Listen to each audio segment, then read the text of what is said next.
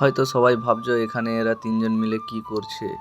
High বন্ধুরা, তো অনেক দিন পর আমি ঘুড়ি ওড়াচ্ছি। প্রায় 3 বছর হয়ে গেছে এরকম ঘুড়ি ওড়ানো হয়নি। তারপর সেই দিনই হাওয়া ছিল না, তাই প্রবলেম হচ্ছিল।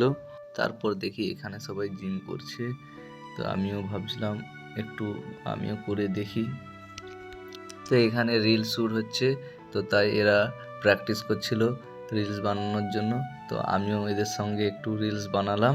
তো অনেক দিন পর রিলস বানাচ্ছি, প্রায় 2 বছর হয়ে যাবে এরকম আর কোনো রিলস বানানো হয় না। তো আমার একটা চ্যানেলও আছে, সেই চ্যানেলে আমি আগে শর্ট রিলস বানাতাম, তো এখন আর সেটাই বানানো হয় না, আবার শুরু করব ভাবছি।